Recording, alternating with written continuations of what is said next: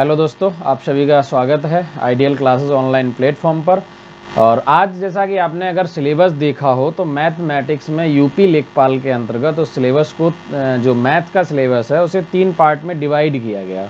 एक है अर्थमेटिक वाला पार्ट, दूसरा जो है यानी अर्थमेटिक अंकगणित वाला पार्ट, और दूसरा जो पार्ट है वो आपका अलजेब्रा वाला है, बीजगणित वाला पार्ट है, और तीसरा जो पार्ट है जो रेखागणित वाला पार्ट है। तो उसके अंतर्गत अगर आप देखेंगे तो मोस्टली 2 ही टॉपिक हैं और उन टॉपिक में अलग अलग उन्होंने बाकायदा एकदम क्लियर सिलेबस लिखा है।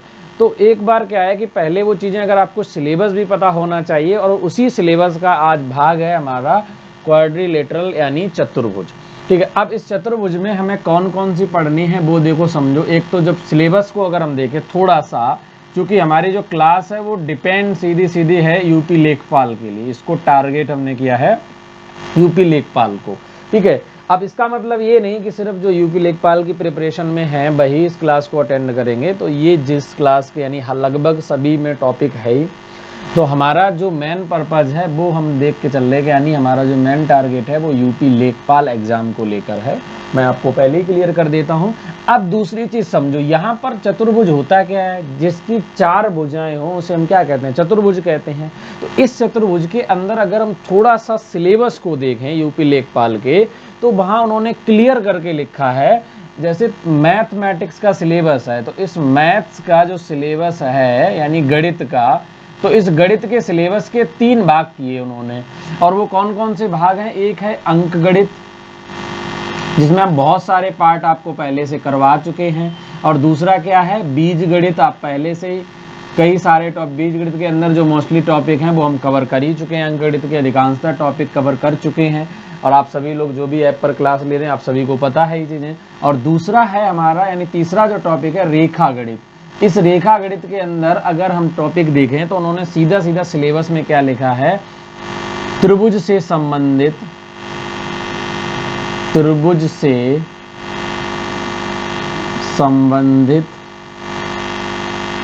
पाइथागोरस प्रमेय। ठीक है, सीधा सीधा लिखा है। आप अगर सिलेबस को उठाओ, मेरे पास सिलेबस भी था एक्चुअली, मैंने इधर के रख दिया है, तो उसमें साफ साफ स्पष्ट लिखा है त्रिभुज संबंधी पाइथागोरस प्रमेय। ठीक है, बाकायदा आप एक बार सिलेबस, बाकी मैं आपको सिलेबस प्रोवाइड करा दूंगा, आपको दिखा दूंगा, नहीं तो ऐप पे ऑलरेडी अवेलेबल है। इसके अलावा त्रिभुज, आयत, वर्ग, समलंब चतुर्भुज,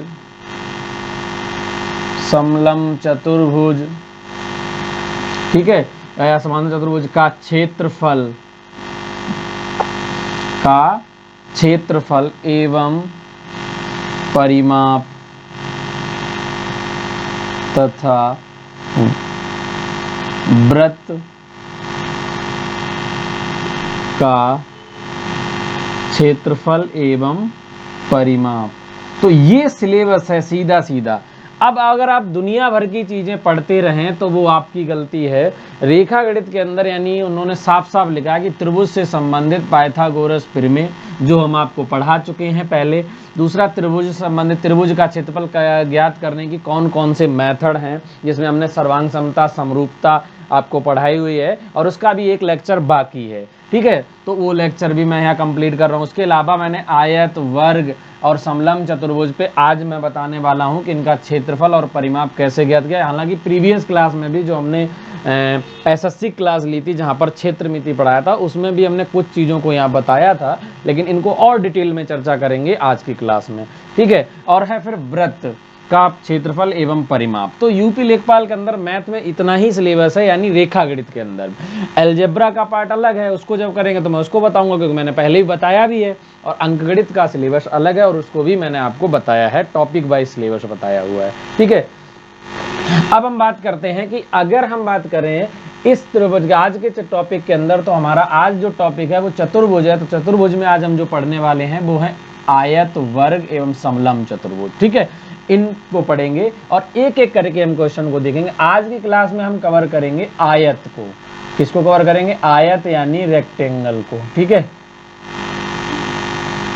और उसके बाद नेक्स्ट क्लास में हम वर्ग, उसके बाद समलम चतुर्भुज। हम चाहें तो एक ही क्लास में तीनों को 1 घंटे के लेक्चर के अंदर ख़त्म कर सकते हैं, लेकिन आप समझ सकते हैं कि हमें टॉपिक इतना डीप पढ़ना है कि एक भी क्वेश्चन छूटे ना, ताकि अगर यूपी लेखपाल का एग्ज़ाम आए, और मेरा टारगेट है कि हर स्टूडेंट जो मुझसे पढ़ रहा है वो 95 प्लस क्वेश्चंस करके आए। वहाँ पर अटेम्प्ट जो होने चाहिए वो उसके 95 प्लस अटेम्प्ट होने चाहिए, और वो भी 95 प्लस एक्यूरेसी के साथ। एक्यूरेसी भी मैटर करती है, ऐसा नहीं करके तो सारे 100 के 100 ही आ गए, लेकिन एक्यूरेसी भी होनी चाहिए। 95 प्लस एक्यूरेसी यानी 95 प्लस 95, ठीक है।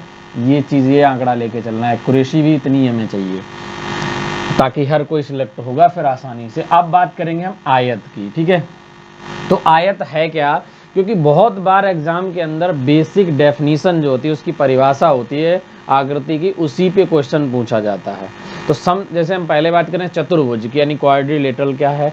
चतुर्भुज क्या होता है, जिसकी 4 भुजाएं हो। सीधी परिभाषा इसकी यही है, जिसकी भी 4 भुजाएं हैं उसको चतुर्भुज कहते हैं। तो उसमें आयत भी आता है, वर्ग भी आता है, समलम चतुर्भुज भी आता है, समांतर चतुर्भुज भी आता है, और उसके अंदर आपका ये सारी जो आकृतियां हैं ये सब किसके अंदर आएंगी, आपकी चतुर्भुज के अंदर आती हैं, ठीक है। उसमें से पढ़ने जो है वो आपको आयत, वर्ग, समलम चतुर्भुज पढ़ना है। क्लियर है। आज की क्लास हम आयत पे ले रहे हैं, तो हम बात करेंगे आयत की कि आयत किसे कहते हैं। तो पहली चीज, आयत क्या है, जिसकी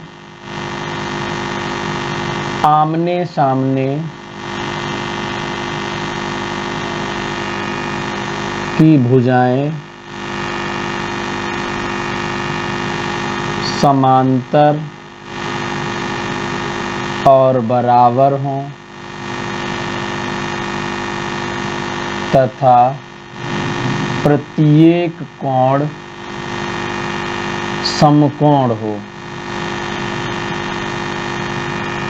उसे हम क्या कहेंगे, आयत कहते हैं, ठीक है। यानी वह आकृति, वह चतुर्भुज जिसकी प्रत्येक भुजा जो है, यानी चारों भुजाएं कैसी हो, आमने सामने की भुजाएं कैसी हो, समांतर हो और बराबर हो। कंडीशन क्या है, एक तो पैरेलल होनी चाहिए और दूसरी कैसे होनी चाहिए, इक्वल होनी चाहिए, तथा प्रत्येक कोण जो है वो समकोण होना चाहिए, 90 डिग्री का हो। तो उसे हम क्या कहते हैं, उसे कहते हैं आयत कहते हैं। क्लियर है बात। तो आयत की अगर बात करें तो ये जो है हमारा क्या हो जाएगा, यानी आयत है, अगर ABCD एक आयत है, जरा समझना है इस चीज को, ये ABCD अगर एक आयत है, तो इस आयत में जो आमने सामने की भुजाएं हैं ये बराबर होंगी और पैरेलल भी होंगी, ये दोनों इक्वल होंगी। अगर ये मान लो 12 सेंटीमीटर है तो ये भुजा भी 12 सेंटीमीटर ही होगी, और अगर ये भुजा 5 सेंटीमीटर है तो ये भुजा भी 5 सेंटीमीटर ही होगी। बात क्लियर है। अगर ये 5 है तो ये भी 5 होगी। अब अगर इसका पूछा जाए दो चीजें, या तो पूछेगा वो परिमाप पूछ सकता है आपसे, नंबर 1। दूसरा पूछ सकता है कि आप बताओ इसका क्षेत्रफल। अभी हम बिल्कुल स्टार्ट कर रहे हैं बेसिक से। क्षेत्रफल यानी एरिया, परिमाप यानी पैरामीटर। या तो आपसे पूछेगा क्या कि पैरामीटर क्या है इसका, दूसरा क्या पूछ सकता है, एरिया ऑफ रेक्टेंगल क्या हो सकता है, ठीक, एरिया कैलकुलेट करने को पूछ सकता है। और तीसरी चीज पूछ सकता है लेंथ ऑफ डायगोनल, यानी तीसरी चीज क्या पूछेगा वो, लेंथ ऑफ डायगोनल यानी कि विकर्ण की लंबाई। क्लियर है बात, विकर्ण की लंबाई। थर्ड क्वेश्चन इसमें से बन सकता है लेंथ ऑफ डायगोनल, यानी इसके डायगोनल की लेंथ बताओ। क्लियर है। अब जरा समझो इन चीजों को कि कैसे हमें यूज करना है और कैसे फाइंड करेंगे।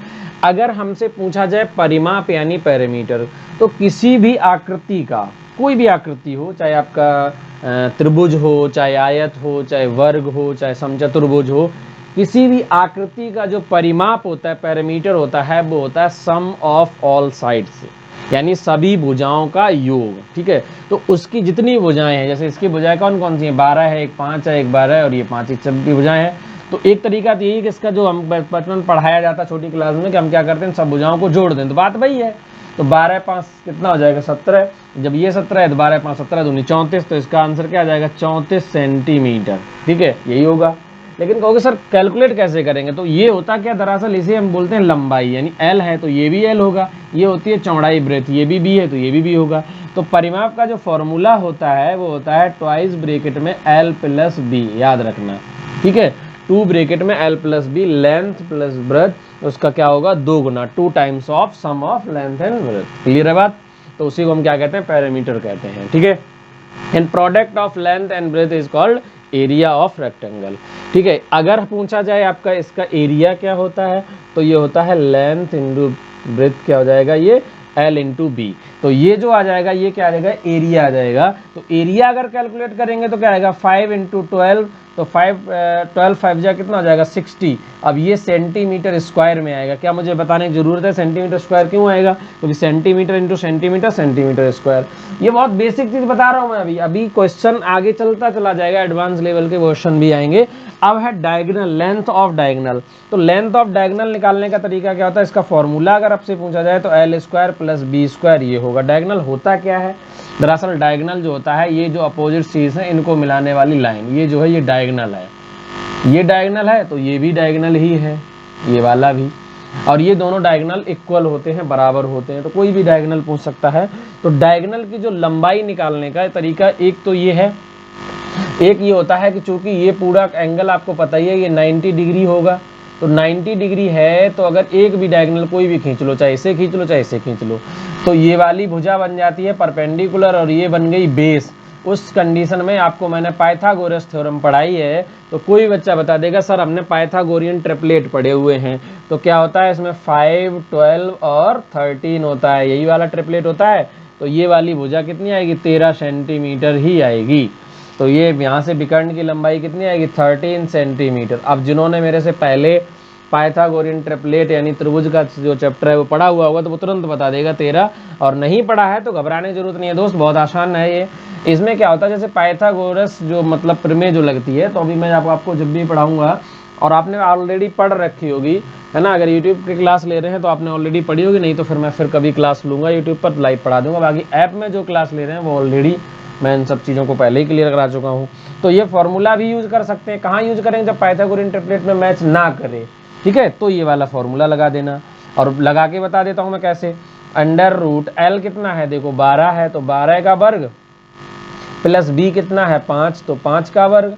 बात समझ आ रही है, कोई दिक्कत तो नहीं। तो ये क्या आ जाएगा 12 12 144 होता है और 5 पंचे कितना होता है 25। तो इनको जरा जोड़ो, 144 और 25 को जोड़ेंगे तो 169 आएगा। 169 ये कितने का होता है 13 का, तो इसका आंसर क्या आ जाएगा 13 सेंटीमीटर। और वही मैंने यहाँ से निकाला था पाइथागोरियन ट्रिपलेट से भी। क्लियर है बात। तो इस तरीके से क्या किया जाता है कि हम ये एक चीज अभी जो हमने समझा इस क्लास के मदद से, अभी तो बिल्कुल बेसिक चीज समझी कि परिमाप निकालना है तो परिमाप क्या होती है, ट्वाइस ब्रैकेट में एल प्लस बी होती है, और एरिया जो होता है वो एल इंटू बी होता है, और जो विकर्ण की लंबाई होती है वो under root L square plus B square होती है, ठीक है। तो इतनी चीज आपको समझ आनी चाहिए। और अगर आयत से कुछ क्वेश्चंस बनेंगे, जैसे अभी मैं पूछूंगा बेसिक क्वेश्चन, बहुत बेसिक क्वेश्चन पूछे जाते हैं और एग्जाम में, तो वो क्वेश्चन मेरा ये टारगेट रहेगा कि आप वो बेसिक क्वेश्चन जो है ना वो छोड़ कर ना आए। और बहुत ज़्यादा स्टूडेंट कुछ कहते हैं कि जैसे ये चीज़ें नहीं आती हैं वो नहीं आती हैं, तो मेरे भाई एक बार पैट का यूपी ट्रिपल एससी पैट का पेपर उठा के देखो, पता चल जाएगा ये चीज़ें आती हैं या नहीं आती हैं। और आपने पेपर अगर दिया होगा तो आप इस चीज़ को महत्व को समझ पाएंगे, अगर अदरवाइज कोई दिक्कत नहीं है। अब आपको मैं क्या बोलूँगा, ऑलरेडी आप तो कोर्स खरीद चुके हैं और पैड कोर्स लेके जब क्लास ले रहे हैं तो आपसे झूठ क्या बोलूँगा। हाँ ये होता कि भाई अगर आपने पैड कोर्स नहीं लिया है, अब जो यूट्यूब पे क्लास ले रहे हैं, तो उन लोगों के लिए हो सकता है कि हाँ ये हमें गुमराह कर रहे हैं या बेवकूफ़ बना रहे हैं, और आप लोगों को तो पहले से ही पता है ऑलरेडी, तो आपको मैं क्या बेवकूफ़ बनाऊँगा। आप पैड कोर्स ले चुके हैं, क्लासेस ले रहे हैं, तो आपको खुद ही पता चल गया होगा कि क्वालिटी क्या है, और आई होप आप इंजॉय कर ही रहे हैं ना। चलो फटाफट नोट करो इनको, फिर हम आगे चलते हैं। किसी प्रकार की कोई भी समस्या नहीं होनी चाहिए ना।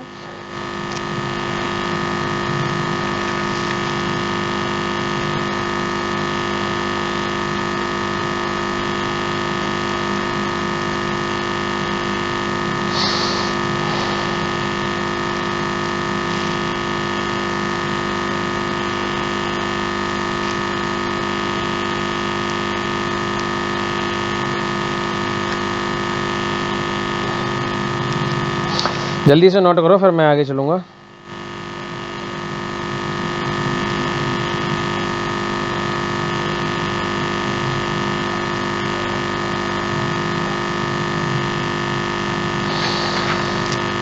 नोट करो इसे। एक बार मैं सिलेबस में देख लेता हूँ कि समचतुर्भुज भी है क्या इसमें। समलंब है, समचतुर्भुज भी है और समांतर चतुर्भुज भी है, सारे हैं। ठीक है, सॉरी।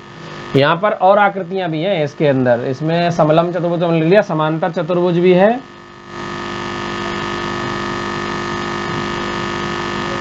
समांतर चतुर्भुज और ऐड करो आप।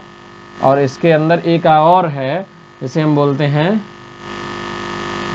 समचतुर्भुज।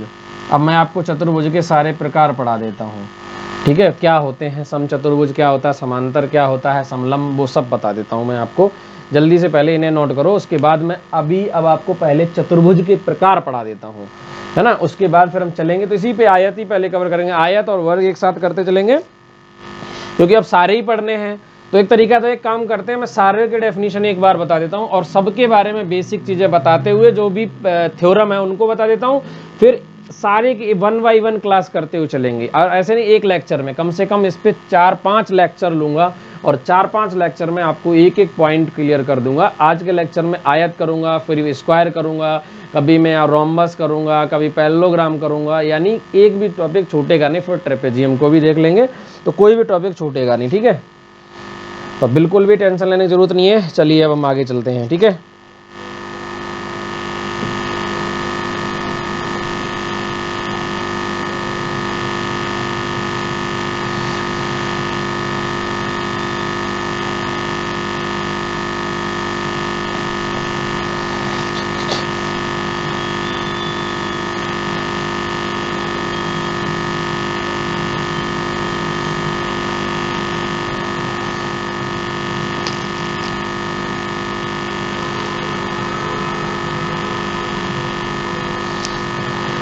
चलो तो अब हम क्वेश्चन पे चलते हैं। या एक बार मैं बता ही देता हूँ, चलो टाइप बता देता हूँ सारे, जितने कितने टाइप के होते हैं। हम इसके प्रकार पढ़ लेते हैं, कितने प्रकार के होते हैं। ठीक है, तो प्रकार में अगर हम बात करें तो एक तो हो गया आपका आयत, ठीक है, दूसरा हो गया वर्ग, तीसरा टाइप हो गया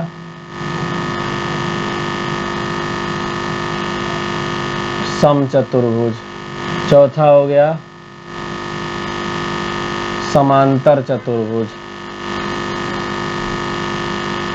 और पांचवा टाइप हो गया समलंब चतुर्भुज।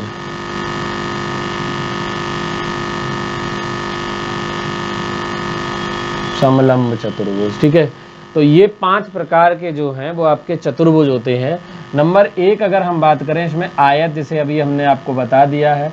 आयत क्या होता है? जिसकी सभी भुजाएं क्या हों, सभी भुजाएं प्रत्येक भुजा यानी आमने सामने की जो भुजाएं हैं वो बराबर होती हैं, ठीक है। और प्रत्येक कोण जो है वो 90 डिग्री का होता है, ये सब 90 डिग्री के होंगे, ठीक है। तो प्रत्येक कोण 90 डिग्री का होगा और आमने सामने की भुजाएं जो है वो बराबर होंगी। जैसे अगर ए बी सी डी अगर आयत है तो इसका मतलब इसमें ए बी बराबर किसके होगा? सी डी के होगा, तथा ए डी जो बराबर है वो किसके बराबर होगा? बी सी के होगा। तो ये तो बराबर होंगे।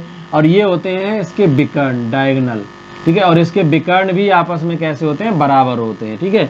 और ए सी जो है वो बराबर होगा बी डी के, यानी ये है विकर्ण। तो आयत के क्या होते हैं? विकर्ण भी बराबर होते हैं, ये बात ध्यान रखना। आयत के विकर्ण क्या होंगे? बराबर होंगे, ठीक है। दूसरी आकृति है वर्ग, ठीक है। वर्ग क्या होता है? स्क्वायर। हम सिर्फ डेफिनेशन बता रहे हैं, क्षेत्रफल नहीं बता रहे। कहीं आप ये कहो क्या बता रहे हैं, वर्ग होता क्या, आपको बेसिक परिचय बता रहा हूं। वर्ग क्या है? जिसकी प्रत्येक भुजा बराबर हो। जिसकी क्या हो? जिसकी प्रत्येक भुजा, जिसकी प्रत्येक भुजा कैसी हो? बराबर हो, तथा प्रत्येक कोण कितना होना चाहिए? 90 डिग्री हो। हमने क्या बोला?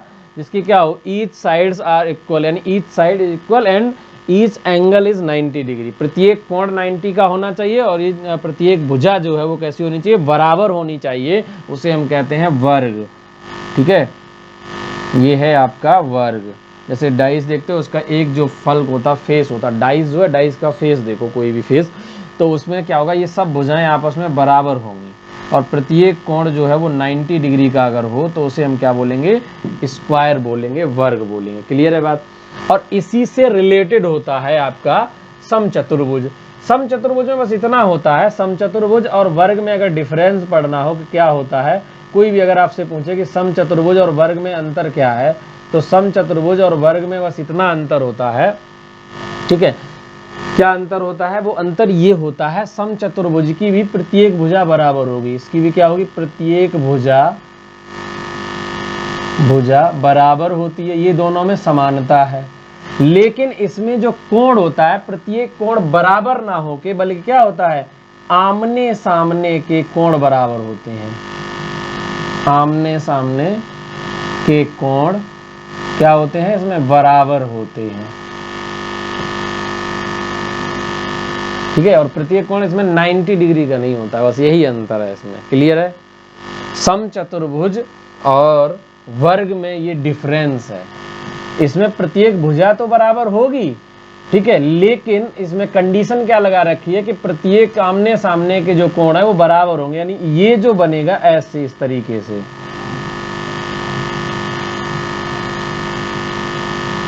ये आकृति, तो ये कोण इसके बराबर होगा, ये वाला कोण इस कोण के बराबर होगा, लेकिन भुजाएं ये सारी बराबर होंगी, तो ये कहलाएगा समचतुर्भुज, ठीक है। ये क्या कहलाएगा, ये कहलाएगा समचतुर्भुज, ठीक है। कोण आमने सामने के बराबर हैं, अगर ये ए बी सी डी अगर समचतुर्भुज है तो एंगल बी जो है वो बराबर होगा एंगल डी के, एंड एंगल सी जो है वो ए बराबर होगा सी के, ये दोनों कोण बराबर हैं और भुजाएं चारों बराबर होंगी, इसमें ए बी बराबर होगा बी सी के बराबर होगा, सी डी बराबर होगा डी ए, ये चारों भुजाएं आपस में कैसी होंगी, बराबर होंगी। भाई यहाँ से होगा ए बी सी डी, ठीक है, तो इसमें क्या होगा, ए बी बराबर होगा बी सी बराबर होगा सी डी बराबर होगा डी ए, ये चारों भुजाएं क्या हैं, बराबर होंगी। क्लियर है। अच्छा, इसके डायगोनल भी इक्वल होंगे, इसका डायगोनल भी इक्वल होगा, इसमें भी डायगोनल इक्वल होगा, ठीक है, लेकिन इसके डायगोनल इक्वल नहीं होंगे, ये बात ध्यान रखना। इसके डायगोनल जो है वो विकर्ण है, वो क्या होंगे, बराबर नहीं होंगे, विकर्ण क्या होंगे, बराबर नहीं होंगे, नहीं होंगे, ठीक है। ये दोनों में असमानताएं हैं। समानता ये है कि प्रत्येक भुजा इसकी बराबर होती है तो प्रत्येक भुजा इसकी बराबर होगी। क्लियर है। अब आ जाओ अगला, ये तो था थर्ड नंबर, फोर्थ नंबर पे है, फोर्थ नंबर है आपका समांतर चतुर्भुज। समांतर चतुर्भुज, अच्छा इंग्लिश में भी इनको क्या कहते हैं, इसको बोलते हैं रोम्बस, ठीक है, और इसको बोलते हैं पैरेललोग्राम, पैरेललोग्राम, ठीक है, वो रेक्टेंगल है, ठीक है। समांतर चतुर्भुज में क्या होता है, समांतर चतुर्भुज और आयत में बस इतना अंतर है, इसको जैसे अगर देखो क्या है, इस आकृति को घुमा के बनाया जाता है, यानी इस आकृति का ही एक रूप ये होता है, इससे मैच करता है, इसकी क्वालिटी मैच करेंगे आयत से।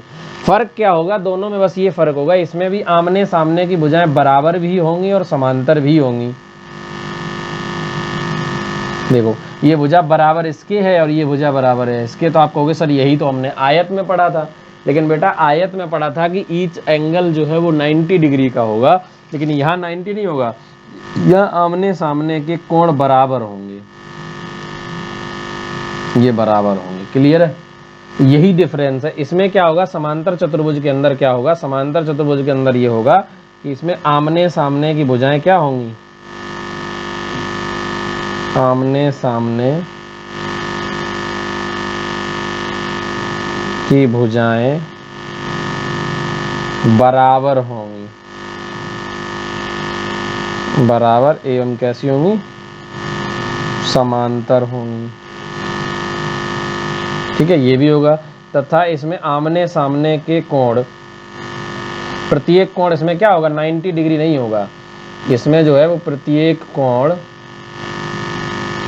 बराबर नहीं होगा, ये बात ध्यान रखना, बराबर नहीं, ठीक है, और तो 90 डिग्री भी नहीं होगा, बल्कि क्या होगा, आमने सामने के कोण बराबर होंगे और इसमें डायगोनल भी क्या होंगे, बराबर नहीं होंगे। ठीक है, ना ही समचतुर्भुज में डायगोनल बराबर होता है, ना ही समांतर चतुर्भुज में। डायगोनल सिर्फ बराबर किसमें मिलेगा, आयत और वर्ग में, ये बात ध्यान रखना। ठीक है, वर्ग का डायगोनल जो होता है आगे मैं पढ़ाऊंगा a√2 होता है। ठीक है, अभी इनका बेसिक परिचय समझ लो, ये मत समझो इसका क्षेत्रफल कैसे, इसका क्षेत्रफल आएगा मेरे भाई, क्षेत्रफल निकालना भी बताऊंगा, परेशान होने की जरूरत क्या है। पहले आप ये तो जान लो किसी के बारे में ये है क्या दरअसल, समचतुर्भुज होता क्या है। क्षेत्रफल तो कैलकुलेट कर ही लेंगे, उसके लिए मैं किस लिए हूँ, मैं किस लिए बैठा हूँ, परेशान होने की जरूरत नहीं है। ठीक है, तो ये समझ आ गया आपको कि वर्ग क्या है, आयत क्या है, समचतुर्भुज क्या है, समांतर चतुर्भुज क्या है। जल्दी से फटाफट बनाओ ये डायग्राम और नोट करो। फिर लास्ट जो बचा हुआ है वो है ट्रेपेजियम यानी कि समलंब चतुर्भुज। पांचवा क्या है, चलो मैं उसे भी निपटा ही देता हूँ, बता देता हूँ, उसके बाद फिर अपने उसी टॉपिक पर आ जाएंगे जिसको हमें आज पढ़ना है, वो है आयत समलंब चतुर्भुज।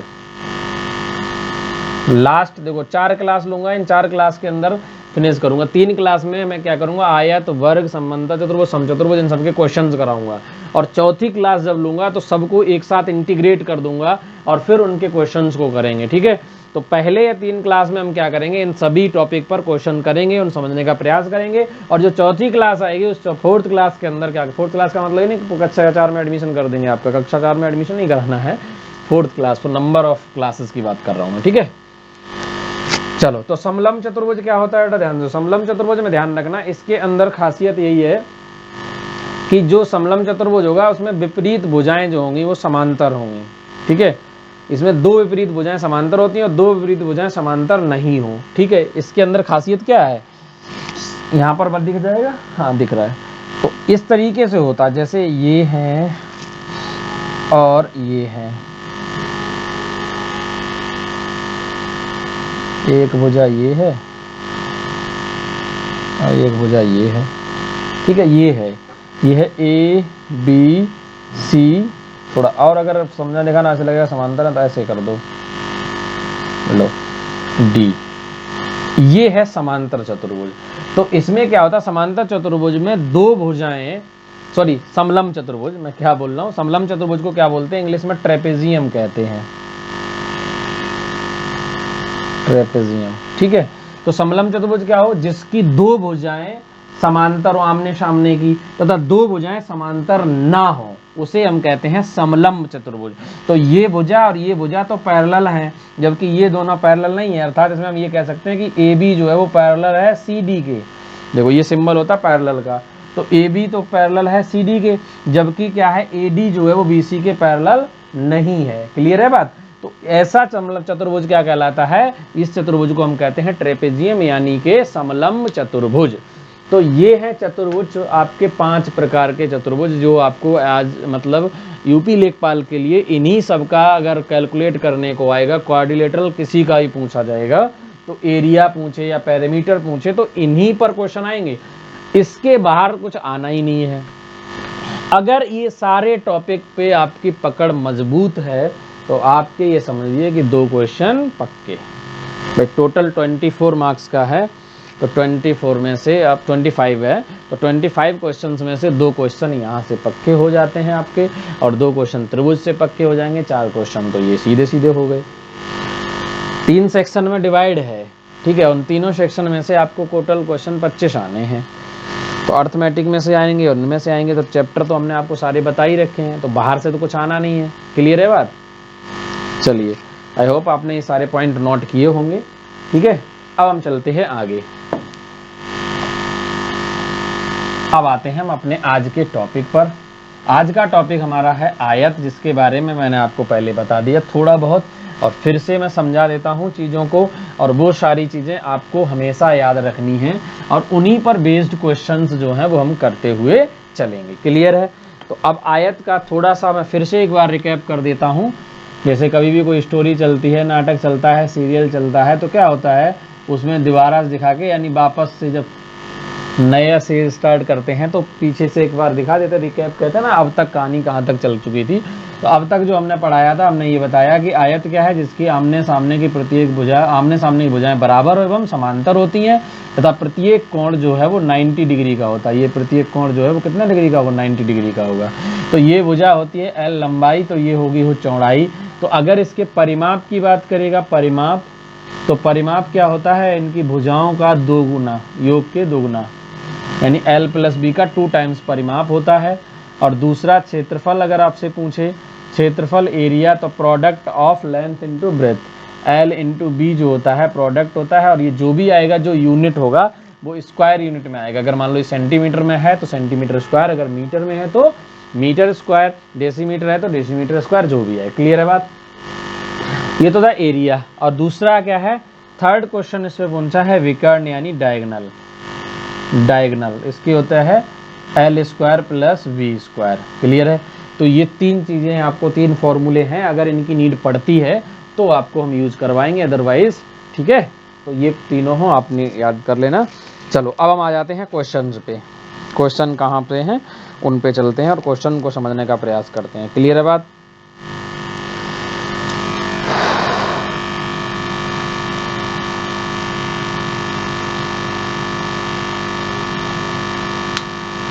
चलो क्वेश्चन ये है पहला हमारा कि किसी आयत का विकर्ण उसकी छोटी भुजा से 3 गुना है, तो आपको क्या करना है, इसकी भुजाओं का अनुपात क्या है। क्वेश्चन ये है पहला, एकदम खतरनाक टाइप का क्वेश्चन। किसी आयत का विकर्ण उसकी छोटी भुजा का 3 गुना है, तो उसकी भुजाओं का अनुपात बताओ। ठीक है, तो कह रहा है कि किसी आयत का जो विकर्ण है उसकी छोटी भुजा का, यानी जो छोटी साइड है उसका 3 गुना है। ठीक है, तो बहुत आसान है क्वेश्चन। अगर कोई भी आयत लें हम, तो हमने आपको बताया था जैसे ये आयत है तो इसकी छोटी भुजा का मतलब है, अगर ये है विकर्ण, और छोटी भुजा क्या होती है, छोटी भुजा दरअसल वो चौड़ाई की बात कर रहा है। अगर ये चौड़ाई b है तो इसका जो डायगोनल है वो 3b हो जाएगा। यही कहना चाह रहा है, बताओ भाई, यही तो कहना चाह रहा है। अर्थात अगर ये 1 है तो ये 3 होगा। अब ये कुछ भी हो, हमें तो पता नहीं है, उस आधार पर ये बताना है कि इसकी लेंथ क्या होगी। यही तो पूछा गया, उसने पूछा इसकी लेंथ क्या होगी और लेंथ का रेशियो क्या होगा। ठीक है, देखो तो अब करना क्या है इसमें। अब अगर विकर्ण दे रखा है हमें 3b और चौड़ाई दे रखी है मान लो b, हमने मान ली अपनी तरफ से, तो हमें ये बताना है कि इसकी लंबाई और यानी भुजाओं का अनुपात पूछा, तो यानी वो पूछना चाह रहा है L रेशियो b क्या होगा, वो यही तो पूछना चाह रहा है। भुजाओं का अनुपात का मतलब यही हुआ, वो भुजाओं का अनुपात पूछना चाहता है।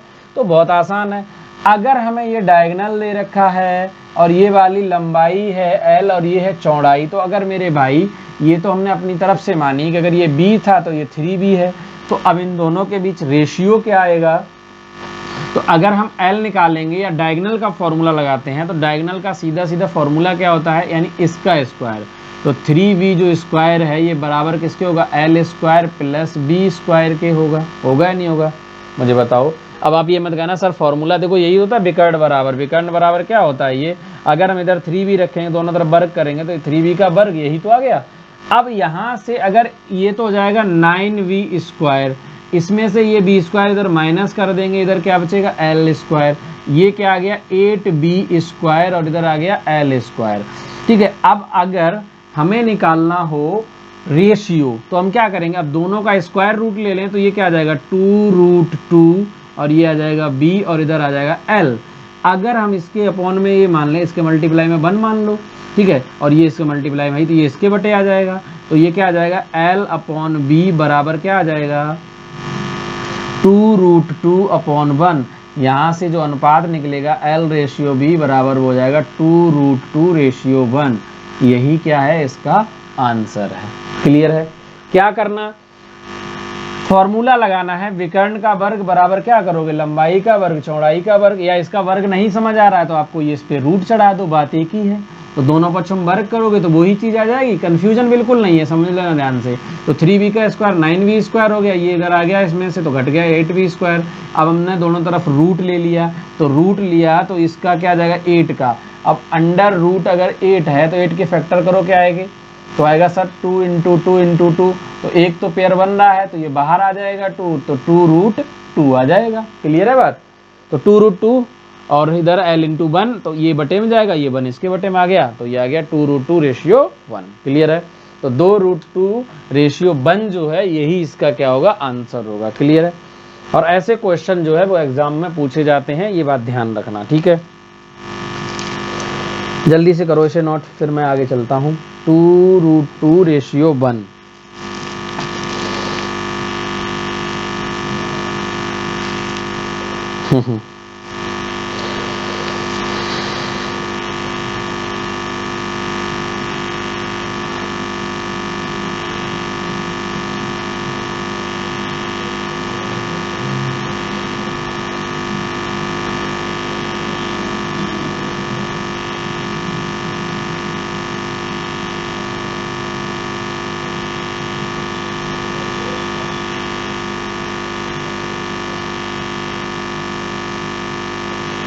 हो गया।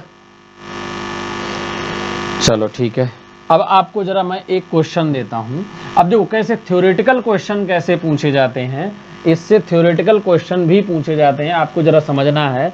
क्वेश्चन अगला है, क्वेश्चन ये है कि निम्न में से किस आकृति का विकर्ण सदैव बराबर होता है। ठीक है, विकर्ण सदैव बराबर होता है। ठीक है, निम्नलिखित में किस आकृति का विकर्ण सदैव बराबर होता है। ऑप्शन है आपके पास, ए है समलंब चतुर्भुज, और बी है समांतर चतुर्भुज, और सी ऑप्शन है आयत, और डी ऑप्शन है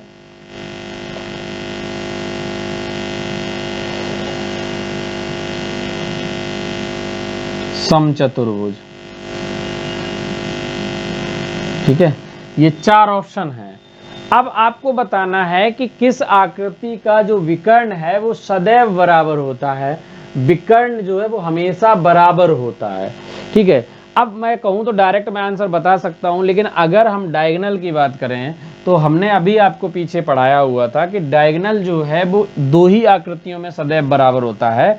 एक तो होता है वर्ग और दूसरा क्या होता है, आयत। ठीक है, वर्ग और आयत ये 2 ऐसी आकृतियां हैं, इन दोनों के जो डायगोनल होते हैं, चाहे वर्ग का डायगोनल ले लो, इसका डायगोनल भी सदैव बराबर होगा, और आयत जो होता है इसका डायगोनल भी सदैव क्या होते हैं, बराबर होते हैं।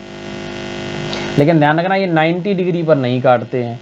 अगर पूछा जाए तो किस आकृति का जो वर्ग है वो सदैव बराबर होता है, तो इसमें ना तो कहीं वर्ग है, इसमें आयत है सिर्फ, तो इसका राइट आंसर क्या होगा, आयत। क्लियर है बात।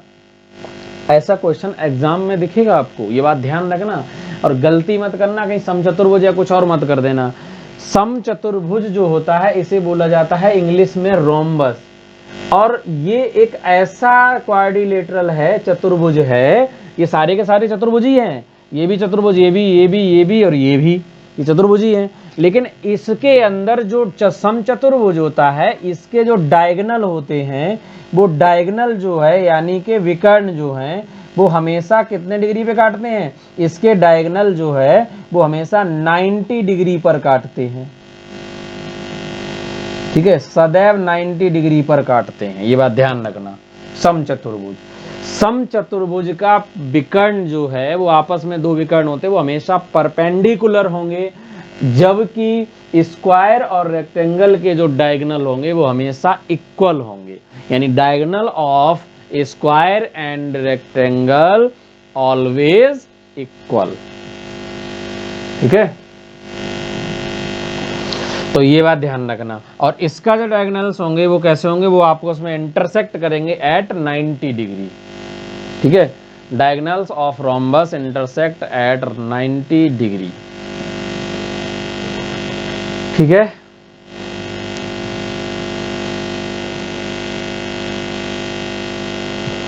जल्दी से नोट करो। तो देखो ऐसे क्वेश्चन भी आते हैं, अगर ऐसा नहीं है कि क्वेश्चन नहीं आते हैं, और बहुत सारे थ्योरेटिकल क्वेश्चन भरमार है, आगे उन सभी को हम समझेंगे। वो सारा पहले हम आयत के क्वेश्चंस हैं उनको करेंगे, उसके बाद फिर हम उन सबको समझेंगे।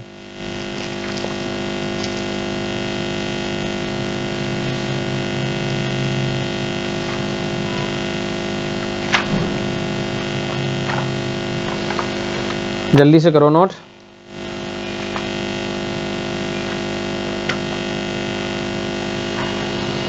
तेरे नाम से शुरू हुआ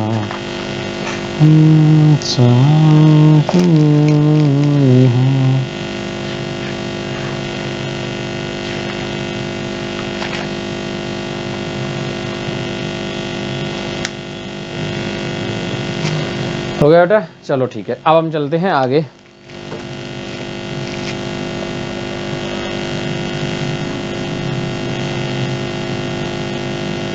खतरनाक खतरनाक क्वेश्चंस लेके आऊंगा मैं, और वो क्वेश्चंस होंगे जो आपके एग्जाम में पूछे गए हैं। ठीक है, और हालांकि मैं आपको आयत के बारे में काफ़ी क्वेश्चंस, आई थिंक मैंने आयत और स्क्वायर के काफ़ी क्वेश्चन जो है एरिया में कराए हुए थे, तो कोई बात नहीं, उनमें से भी कुछ क्वेश्चंस रिपीट होंगे तो कोई दिक्कत नहीं है।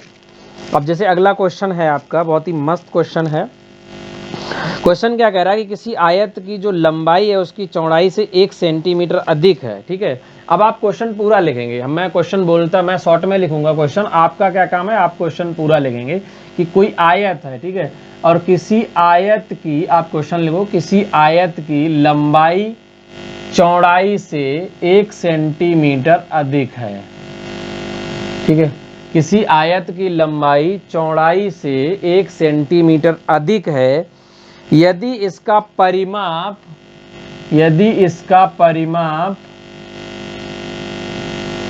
14 सेंटीमीटर हो, यदि इसका परिमाप 14 सेंटीमीटर हो तो आयत का क्षेत्रफल बताओ।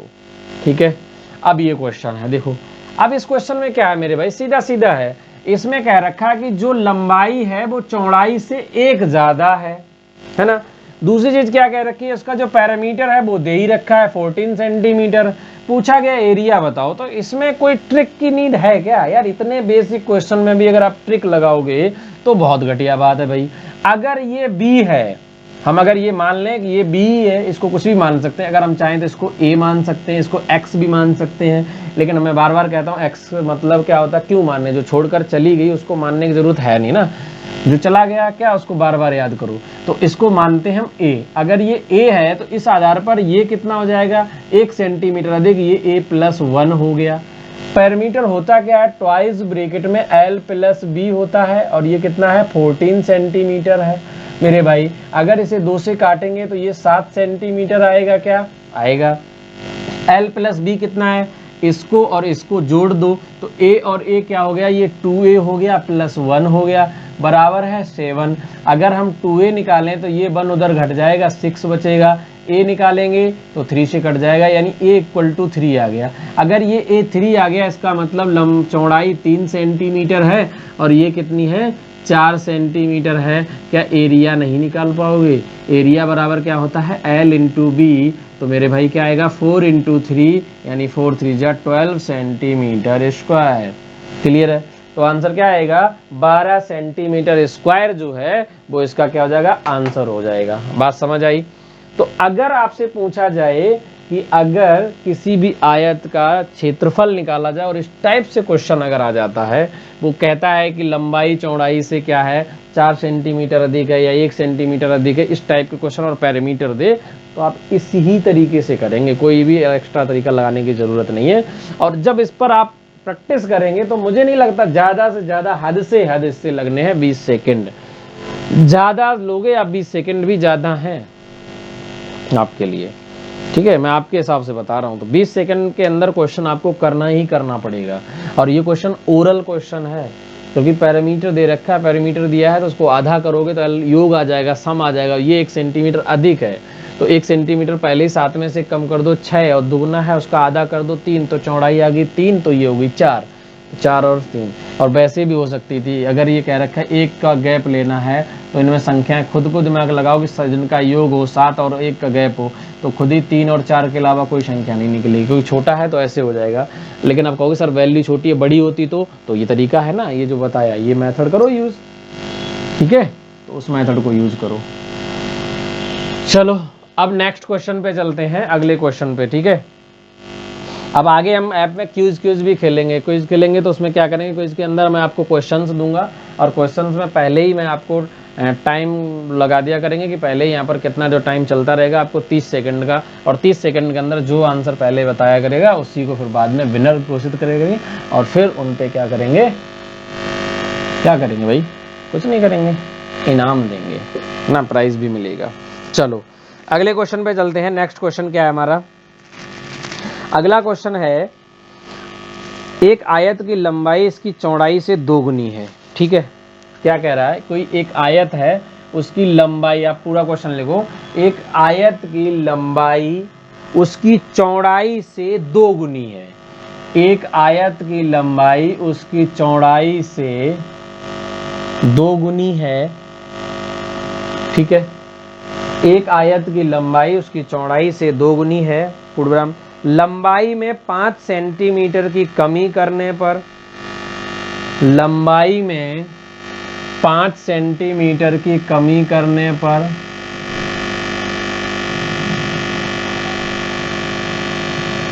लंबाई में 5 सेंटीमीटर की कमी करने पर तथा चौड़ाई में 5 सेंटीमीटर की वृद्धि करने पर, तथा चौड़ाई में 5 सेंटीमीटर की वृद्धि करने पर क्षेत्रफल में 75 सेंटीमीटर स्क्वायर की वृद्धि हो जाती है। क्षेत्रफल में 75 सेंटीमीटर स्क्वायर की वृद्धि हो जाती है, तो आयत की लंबाई कितनी है, तो आयत की लंबाई कितनी है, ठीक है। बड़ा ही मस्त क्वेश्चन है ये, जल्दी से देखो क्या है, एक बार फिर से रिपीट कर रहा हूं मैं। एक आयत की लंबाई उसकी चौड़ाई की 2 गुनी है, क्लियर है, तथा लंबाई में क्या किया गया, ये क्या कह रहा भाई, यदि लंबाई में 5 सेंटीमीटर की कमी तथा चौड़ाई में 5 सेंटीमीटर की वृद्धि की जाए तो क्षेत्रफल में 75 सेंटीमीटर स्क्वायर की वृद्धि होती है, तो आयत की लंबाई कितनी है, ठीक है। तो ये तो है क्वेश्चन। अब चला देखते हैं कि भाई करना कैसे है, इस क्वेश्चन को सॉल्व कैसे करेंगे। देखो लंबाई जो है वो क्या है, ये लंबाई है वो चौड़ाई की 2 गुनी है। अगर हम इस लंबाई को a मानते हैं तो चौड़ाई इसकी 2 गुनी यानी 2a हो जाएगी या नहीं हो जाएगी मेरे भाई, बताओ। तो अगर आप कहेंगे कि सर इसका एरिया उस कंडीशन में, इस आधार पे, जब लंबाई 2a है और चौड़ाई a है, तब इसका एरिया क्या होगा, तो एरिया आएगा 2a into a equal to क्या आएगा, 2a स्क्वायर आएगा, नहीं आएगा, बताओ, यही आएगा। अब कह रहा है कि लंबाई में 5 कम करो और चौड़ाई 5 बढ़ाओ, तो अगर हम लंबाई में 5 कम करेंगे तो क्या आएगा, 2a माइनस 5 आएगा, और चौड़ाई 5 बढ़ा देंगे तो a प्लस 5 आएगा, यानी अब क्षेत्रफल ये आ गया। और वो कह क्या रहा है, तब भी क्षेत्रफल में 75 सेंटीमीटर की वृद्धि हो रही, मतलब ये क्षेत्रफल इस वाले क्षेत्रफल से 75 सेंटीमीटर ज्यादा है, यही तो करेंगे भाई, ये वाला ज्यादा है। तो अगर हम इन दोनों का अंतर लें भाई, इसमें से इसको घटा दें तो 75 आएगा या नहीं आएगा भाई, तो सीधी बात है। वो क्या कह रहा है कि पहले जो क्षेत्रफल लंबाई जो है वो चौड़ाई की दुगनी थी, तो एरिया कितना था, 2a into a 2a square. लेकिन अब कहा कि लंबाई में 5 सेंटीमीटर कमी की, चौड़ाई 5 सेंटीमीटर बढ़ाई, लेकिन क्षेत्रफल 75 बढ़ गया। इसका मतलब इस वाले में से अगर इसको घटाएंगे तो 75 आएगा, यस सर आएगा।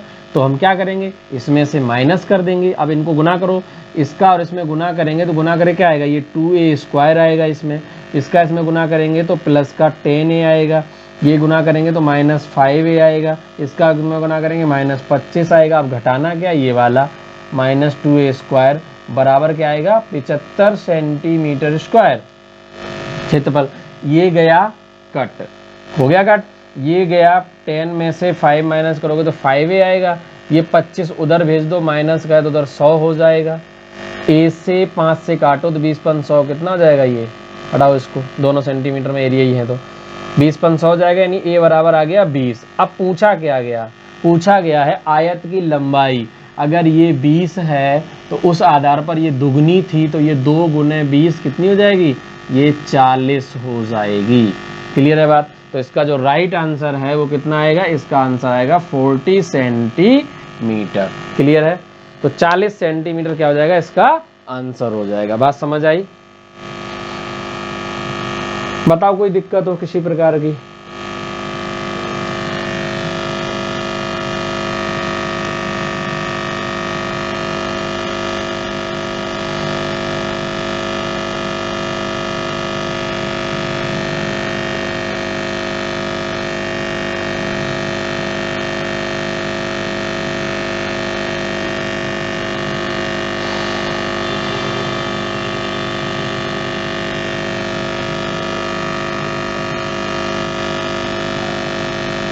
ठीक है, तो ऐसे ही क्वेश्चंस को करना है।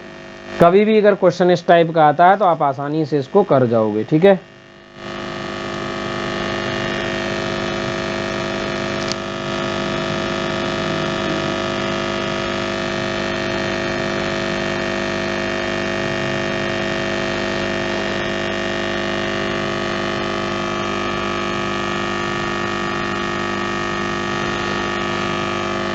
चलो जरा अब अगला क्वेश्चन देखो। ठीक है, आई होप इस क्वेश्चन को आप कर चुके होंगे। ठीक है, अगला क्वेश्चन देखते हैं जरा, क्या है अगला क्वेश्चन, ध्यान से समझो जरा, मस्त क्वेश्चन है। और बहुत सारे क्वेश्चन, अब क्योंकि ये सब अलग अलग टाइप के क्वेश्चंस हैं और बहुत टाइप के क्वेश्चन तो हम ऑलरेडी करवा चुके हैं आपको कि 40% इंक्रीज, क्योंकि आयत वाला एक लेक्चर ऑलरेडी हो चुका है ना। नेक्स्ट क्वेश्चन देखो, अगला क्वेश्चन क्या है, अगला क्वेश्चन है किसी आयत का विकर्ण 10 सेंटीमीटर है तथा वह लंबाई का दुगना है, तो आयत का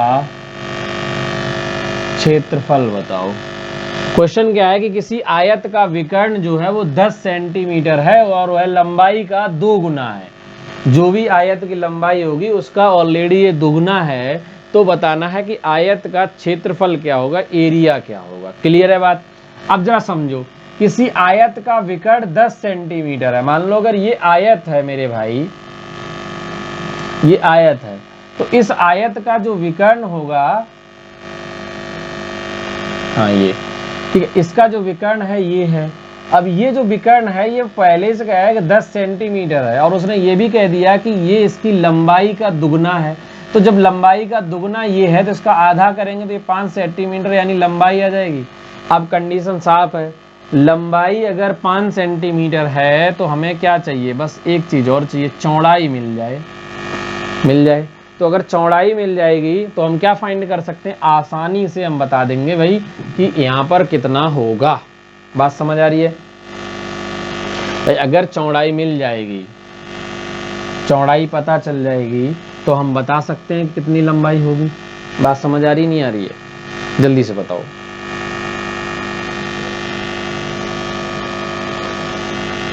तथा वह लंबाई का 2 गुना है। क्वेश्चन थोड़ा सा गड़बड़ सा लग रहा है मुझे। आयत का विकर्ण है 10 और आयत तथा यह आयत की लंबाई से 2 गुना है, आयत का क्षेत्रफल कितना होगा, क्योंकि चौड़ाई इसमें ज्यादा आ जाएगी, है ना। चलो देखते हैं जो भी है, अब जितना कहा गया उतना ही मानना पड़ेगा ना। चलो, विकर्ण है 10 सेंटीमीटर तो 10 का वर्ग करेंगे, इधर लंबाई यानी 5 का वर्ग और प्लस क्या होगा b², तो ये तो हो जाएगा कितना 100 और ये इधर आएगा -25 बराबर क्या हो जाएगा b। तो घटाएंगे कितना हो जाएगा 75 बराबर बी स्क्वायर। अगर हम यहाँ से बी निकालते हैं तो 25 यहाँ 75 होता है, 5√3 आ जाएगा। तो ये कितना आ जाएगा 5√3। ठीक है, ये आ गई चौड़ाई। पूछा गया एरिया, तो एरिया क्या होगा, L इंटू बी होता है, L इंटू बी यानी 5 गुना 5√3, तो कितना आ जाएगा 25√3 सेंटीमीटर स्क्वायर। थोड़ा सा गड़बड़ है, गड़बड़ ये है कि इसमें लंबाई जो है वो चौड़ाई से ज़्यादा आ रही है, जबकि ऐसा होता नहीं है इसके लिए ना, बस ये गलती है। मतलब चौड़ाई ज़्यादा आ रही, लंबाई कम आ रही है। और आंसर भी सही है, 25√3 दे रखा है, तो हमें कैलकुलेट करना ही पड़ेगा। अब क्वेश्चन आया हुआ है तो इसलिए और ज़्यादा इंपॉर्टेंट बन जाता है, क्योंकि ऑलरेडी रेलवे का एग्जाम 2006 में ये क्वेश्चन आया हुआ है। आप अपनी RS अग्रवाल की मैथमेटिक्स बुक उठाएंगे तो उसमें क्वेश्चन नंबर ये आपको मिल जाएगा 22। ये क्वेश्चन नंबर RS अग्रवाल की बुक में 22 मिल जाएगा, जो कि रेलवे एग्जाम 2006 में रेलवे में आया हुआ, परीक्षा में पूछा गया है। ठीक है, तो इसका आंसर क्या होगा 25√3 सेंटीमीटर स्क्वायर। बहुत आसान है, कुछ भी नहीं किया, क्या करा हमने, यानी वही जब ये डायगोनल 10 है तो ऐसे केस में, क्योंकि ट्रिपलेट है नहीं, इसमें कोई बनेगा ही नहीं। ठीक है, जिसमें 10 आ रहा हो तो 5 के साथ ट्रिपलेट होता नहीं है, क्योंकि 6, 8, 10 तो होता है, लेकिन 5 के साथ कोई ट्रिपलेट ऐसा है नहीं। अगर ट्रिपलेट होता तो डायरेक्ट वैल्यू रख देते, तो हम फॉर्मूला लगा के हमने वैल्यू कैलकुलेट की, तो 5 ये आ गई 3। जब 5√3 आ गई तो ये क्या हो जाएगा, L है 5 और ये 5 गुना करो, 5 5 से 25, 25√3। और ये बहुत जल्दी हो जाएगा, कोई ज़्यादा लॉन्ग मेथड नहीं है। वैसे भी 10 का वर्ग 100 करोगे तो 100 में से 25 25 घटाओगे 75 आएगा, 75 का स्क्वायर रूट निकालेंगे तो क्या हो जाएगा, 25 या 75 होता है तो 5√3, 25 का वर्ग 5 होता है तो 5√3 हो जाएगा। तो 5√3 ये हो गया, तो ये 5 5 से 25 हो गया। क्लियर है बात, आई बात समझ नहीं आई? कहोगे सर यस सर, आ गई समझ में? चलो ठीक है, तो इस तरीके से हम क्वेश्चंस को करेंगे। और अब एक दो क्वेश्चन और देख लेते हैं, जैसे कि हमने हालांकि ये पीछे क्वेश्चन कराए हैं, तो एक मान लीजिएगा आपका रिवाइज भी हो जाएगा और आगे चलेंगे। फिर हम आयत के क्वेश्चंस को लगभग मान के चलेंगे फिनिश। फिर हालांकि थ्योरेटिकल क्वेश्चंस आएंगे और उन क्वेश्चंस को हम करेंगे भी, वो कब करेंगे, जब इंटीग्रेटेड क्लास जब चलेगी इनकी, तब हम आगे करेंगे। ऐसा नहीं उन क्वेश्चन को छोड़ेंगे। कुछ क्वेश्चन होते हैं जो थ्योरी से रिलेटेड होते हैं, वो कब करेंगे, जब हम आपको अब वर्ग भी पढ़ा देंगे, समचतुर्भुज पढ़ा देंगे, समांतर चतुर्भुज पढ़ाएंगे, समलंब चतुर्भुज पढ़ाएंगे, फिर उनसे रिलेटेड क्वेश्चन होंगे, जिसमें आयत समलंब चतुर्भुज को आपस में इंटरलिंक वाले क्वेश्चन होंगे, तो वो भी पढ़ेंगे। और फिर वर्ग और आयत से रिलेटेड, वर्ग और व्रत से रिलेटेड भी क्वेश्चन होंगे, तो वो व्रत वाले चैप्टर में जहां भी आएंगे तो उनसे हम करते हुए चलेंगे। ठीक है, तो कोई दिक्कत वाली बात है नहीं। चलो अब मार्कर की इस वाले की तो खत्म हो चुकी है। अगला देखो, इसको उठाते हैं। क्या है भाई इस क्वेश्चन में? अब इस क्वेश्चन के अंदर जैसे कोई क्वेश्चन ऐसा है कि किसी आयत की, कोई भी आयत है ना, किसी आयत की लंबाई में 50% की वृद्धि कर दी जाए तथा चौड़ाई में 30% की कमी की जाए। किसी आयत की लंबाई में 50% की वृद्धि की जाए और चौड़ाई में क्या कर दिया, 30% की कमी की जाए। मैंने कुछ गलत बोला क्या? किसी आयत की लंबाई में 50% की वृद्धि, चौड़ाई में 30% की कमी की जाए तो उसके क्षेत्रफल में कितने प्रतिशत वृद्धि या कमी होगी। ठीक है, देखो अब ऐसा क्वेश्चन है तो आप सभी को पता ही होगा कैसे करना है, मैं बहुत बार बता चुका हूं।